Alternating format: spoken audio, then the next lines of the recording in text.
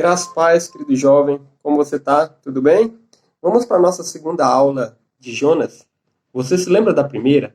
Quando nós falamos que Jonas tomou algumas atitudes muito bem pensadas e planejadas. Jonas já conhecia a Deus, né? Então foram atitudes inconsequentes, irresponsáveis, de alguém que tinha plenas condições de tomar atitudes melhores. Mas hoje nós vamos para a nossa segunda aula. Vamos adentrar um pouco mais na palavra de Deus e dentro do livro de Jonas. Nós, de novo, vamos falar de 3 pontos, né? Vai decorando aí. Nós gostamos de sempre citar, assim, 3 pontos para você memorizar fácil. O primeiro ponto, Jonas pregou contra o pecado do povo. O segundo ponto, Jonas falou da situação do povo. E o terceiro ponto, muito importante, Jonas falou a realidade do reino de Deus. Né? O que é pregar contra? Bem, o que está acontecendo hoje com a igreja moderna, principalmente entre os jovens? A pregação não é contra o pecado. Nós estamos diante de uma pregação que está fazendo muito sucesso no meio cristão e principalmente entre os jovens, como eu já disse. É uma pregação melodramática, cheia de fundo musical, cheia de violão, instrumentos bem melódicos. Mas não é uma pregação que expõe o pecado. Quando Deus chama Jonas, ele direciona o profeta a ir em Nínive e falar contra o pecado daquele povo. Aquele povo tinha que reconhecer aquilo que estava fazendo, os seus atos equivocados. Não é fácil, hein? Nós falamos, Jonas é um livro de maturidade. Pregar contra o pecado, confrontar o pecado, é um ato de amor. Não é fácil, mas é um ato que deve ser feito. Porque quando nós não pregamos contra o pecado, quando as pessoas ficam no pecado e nós sabemos disso, nós estamos sabotando a vida delas, sabotando o chamado delas.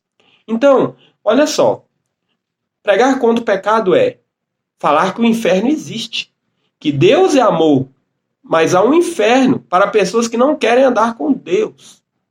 Pregar contra o pecado é assumir que Deus se ira contra o pecado, que Deus se ira contra a nossa rebeldia, que Deus se ira contra nossos erros, que Deus se ira contra nossas manhas, que Deus se ira quando nós insistimos em ficar no leitinho, que Deus se ira com nossos pecados escondidos. Agora, jovem, não confunda as coisas. Não confunda a ira de Deus com a ira dos homens. O homem muitas vezes se ira e parte para uma atitude completamente injusta. Fica nervoso, violento, magoado, ressentido, amargurado, faz escândalos. A ira de Deus é puramente justa.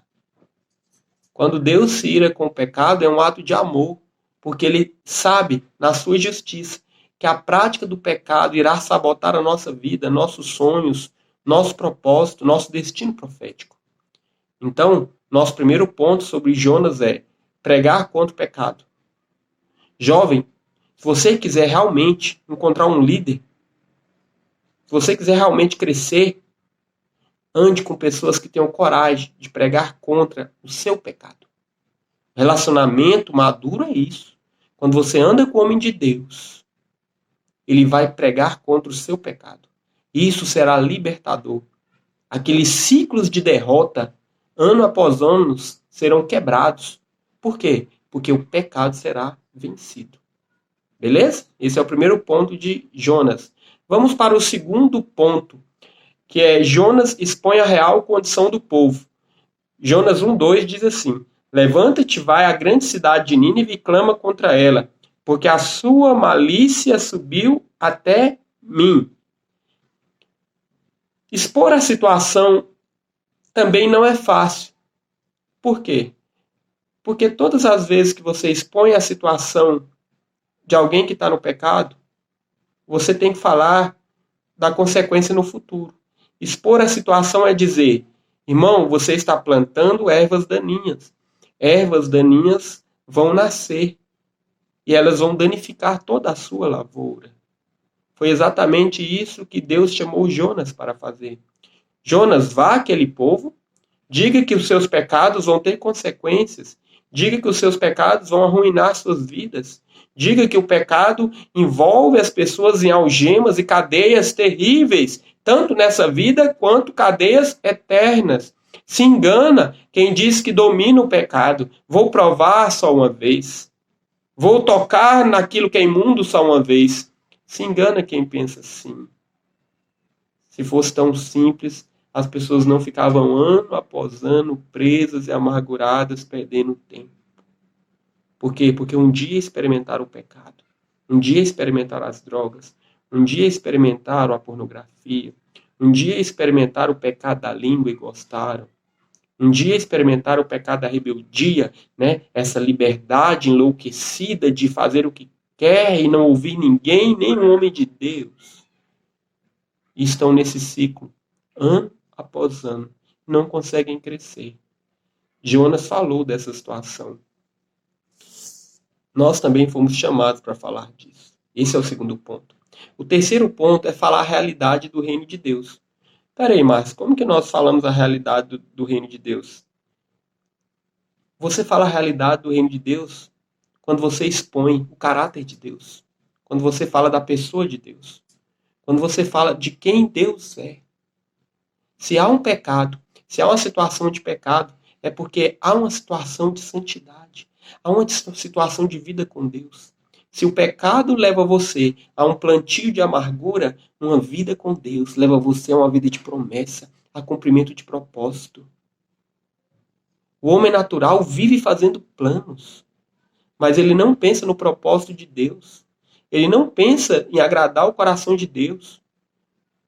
Mas triste é quando o cristão faz isso, como se o coração de Deus fosse algo tão ruim que fosse atrapalhar os seus planos. Isso é uma grande mentira. Jonas foi chamado para falar para aquele povo: tenham prazer numa vida de santidade, tenham alegria aos pés de Cristo. Vocês serão felizes, vocês podem ser prósperos, vocês podem experimentar prazer na presença de Deus, com uma vida santa, com uma vida de crescimento. Não é só o leite espiritual que é o alimento mais maravilhoso que existe. Não, há um crescimento. Desfrute do crescimento. Desfrute da alegria de Cristo. Desfrute de um Jesus que vai comissionar você para grandes obras. Terceiro ponto fala isso. Há uma realidade do reino de Deus. Às vezes nós seguramos a realidade da infância da fé. Aí eu lembro até da primeira aula, né? Como aquelas princesas da Disney. Né? Ficamos imaginando que Jesus vai chegar à meia-noite conosco como um príncipe e vai mudar as nossas vidas sem mudar o nosso caráter. Jesus vai realizar todos os nossos sonhos egoístas e ainda vai colocar uma música ao fundo para nos alegrar. Pare com isso. Jovem, você tem tudo para receber grande investimento de Deus. Você tem energia, você tem sonhos, você tem uma caminhada pela frente, você tem tudo para receber alimento e crescer a ponto de ser um líder, o líder de amanhã, o líder de uma geração. Mesmo estando no meio de uma geração corrupta, Daniel foi um líder, mesmo jovem, em todo o tempo que viveu na corte da Babilônia. Ele foi um exemplo. Desde o começo. Ele não se sujou. Parece demais, né? Parece pegar muito no pé de vocês. Exigir, não se suje. Não brinque. Larga de ser criança. Larga o leitinho, né? Larga o quick, né? Quick. Chocolate em pó para pôr no leitinho, gospel da infância. Larga isso, jovem. Deus está te chamando. Chamando para ser um Daniel, um Davi, um Samuel. Há uma realidade do reino de Deus para você. Não se sabote. Essa é a palavra de Deus. Essa é a nossa terceira aula. E aí, eu te convido para nós irmos para as famosas perguntas, né? 3 perguntinhas que você pode responder lá no nosso e-mail, né? marcio.cris24@gmail.com, e eu terei o prazer de ler e dar um feedback, né? Responder você e te ajudar a crescer. Você também pode acessar o nosso site, voltandocasa.com. Lá tem uma página de livros, né, que eu publico na Amazon. E também tem uma página de livros gratuitos, entre outras coisas do site que você vai ver, inclusive podcast, né? Mas nessa página de livros gratuitos você vai se divertir, porque há tanto material ali que você vai poder fazer o download e ler no seu celular. É uma forma, eu estou semeando na sua vida, estou investindo na sua vida. Beleza? Pega aí o seu papel e caneta e vamos lá para as nossas perguntinhas, né? As perguntinhas são importantes. Se você quiser crescer, responda as perguntinhas aí. Manda lá no nosso e-mail e vamos criar aí um relacionamento, um crescimento. Primeira pergunta. Vou pegar aqui minha anotação. Olha a primeira pergunta aí. Sabendo que a graça não anula nossa conduta pecaminosa, por que julgamos como legalistas todos aqueles que confrontam nossos pecados? É isso, você entendeu a pergunta? A graça não anula nossa conduta pecaminosa. Só que muitas vezes, quando nós vemos alguém insistir em uma mudança de vida, às vezes isso nos irrita.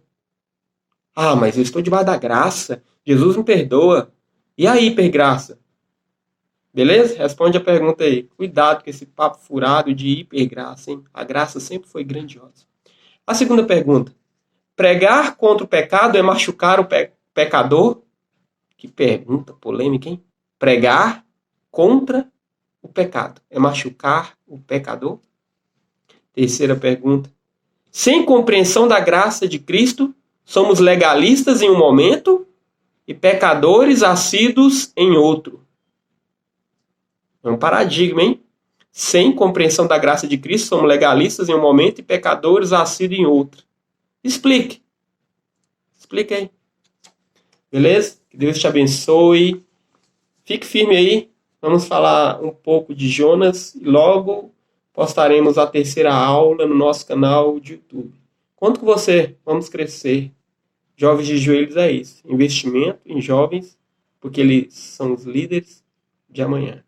Grande abraço. Deus te abençoe. Tchau.